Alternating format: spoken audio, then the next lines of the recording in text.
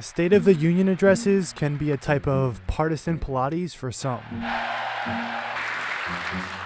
For others, it can be a direct ticket to becoming an internet meme. Behind many of these reactions is a careful calculation, and we break it down. You won't find many Democrats jumping out of their seats for President Trump. Senator Joe Manchin of West Virginia is the exception. He's sitting right in the front, and that's likely not a coincidence. Here he is again applauding Trump's jab at those who kneel for the national anthem, and again after Trump mentions rising wages. It's a re-election year for Manchin, and he's in a state that overwhelmingly voted for Trump. Now he's apparently showing support for a president from the opposing party. Let's go to the other side of the aisle. We repealed the core of the disastrous Obamacare. The individual mandate is now gone. Thank heaven. Did you catch that? Overwhelming excitement, except for Senator Lisa Murkowski of Alaska. Last summer, Murkowski played a key role to squash efforts to repeal the Affordable Care Act. Working with the Senate, we are appointing judges who will interpret the Constitution as written, including a great new Supreme Court justice. President Trump threw a compliment right at Neil Gorsuch, but he didn't take the bait. In the history of our country.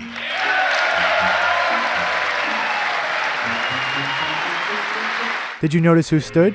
Senator Joe Manchin.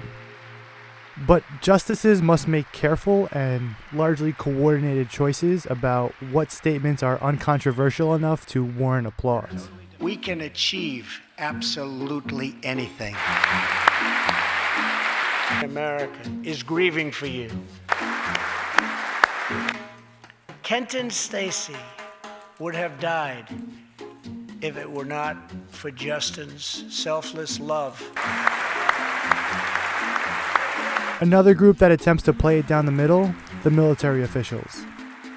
Like the justices, they must decide what is partisan platitude and what is not. And I will not stop until our veterans are properly taken care of, which has been my promise to them from the very beginning of this great journey.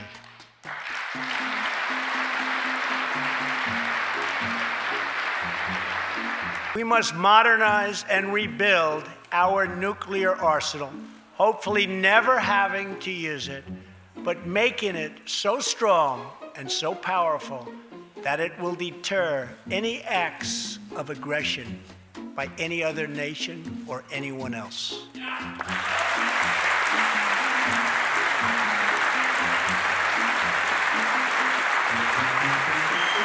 Watch as they hesitate. That the coalition to defeat ISIS has liberated very close to 100% of the territory.